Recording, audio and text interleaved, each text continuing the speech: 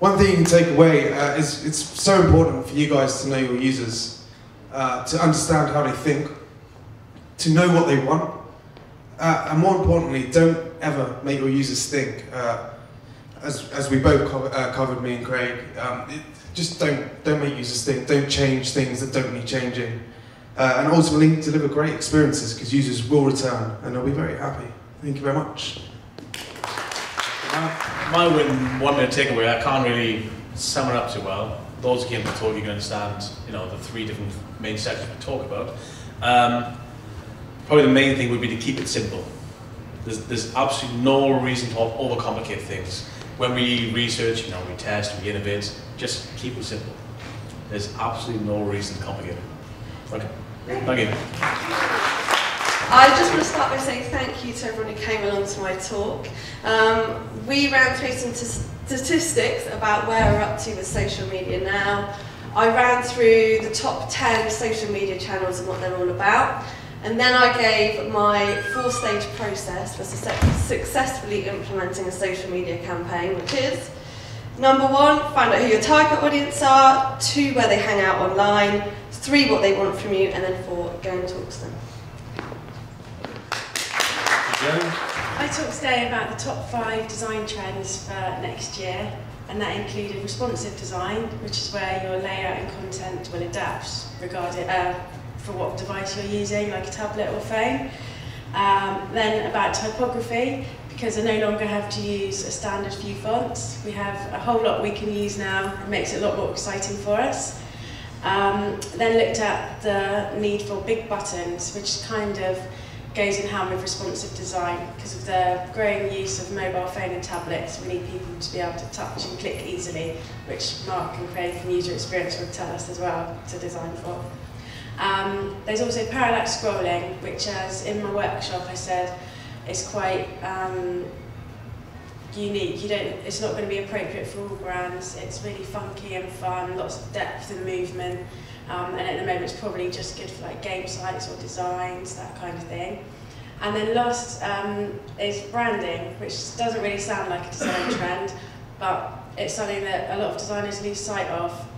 We use too much of what we think we should be doing, like textures, different styles of photography, colours, etc. And really we should be focusing on the brand. All right, pandas, penguins and search engines. Looking at the big G, looking at the changes that are afoot to make the rankings better for its users. Essentially my 3 main takeaways were not to manipulate the search engines like many SEO agencies have done in the past. Build organic, natural backlink profiles from honest sources. Don't use spammy, poor quality links. Also, look at your on-site and essentially keep it real. I think that's the main thing. Everything's moving towards content strategies. The whole face of Google is changing generally. So when you're writing content, don't think about keywords anymore. Just keep it real. Keep it natural. Keep it converting, like sales copy. It's for your users as well. And then the final point is work with your agencies, if you do work with agencies, because as things are moving more towards on-site rather than looking at spammy techniques like backlink building and that sort of thing, work with your agency to create good content and content strategies, and use mixed media as well. Thank you. Again, thank you to all that came to my sessions, it's much appreciated. I hope you had some fun. I know we did a lot of interactive games, but we talked about brands and why we basically connect with brands. We come across hundreds and hundreds of brands every single day. Even in the first half an hour of getting up in the morning, you've probably seen 100 brands or listened to 100 brands. And what we talked about is how those brands connect with us.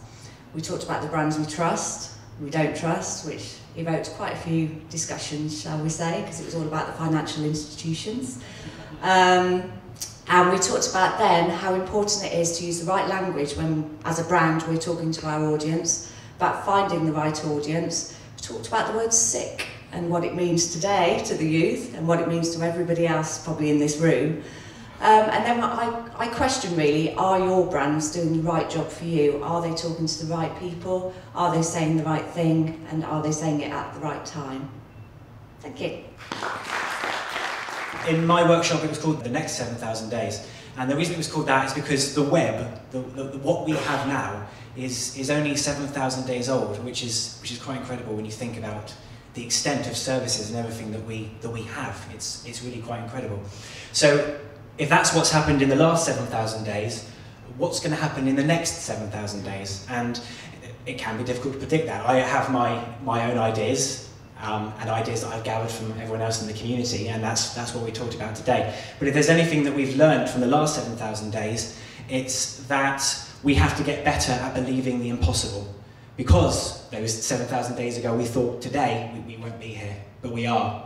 So we have to do the same thing for the next 7,000 days. And if there's one thing that I'd like you to think about and take away from that, is the concept of just-in-time interaction. Thinking less about the web as being a thing that we go and do, but about the web being something that we're all part of. That I can just go up to something, I can go somewhere, I can go up to a service, use it and leave.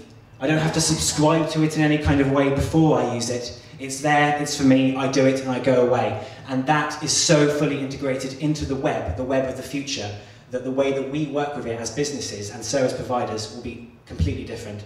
So please expect that. Thank you.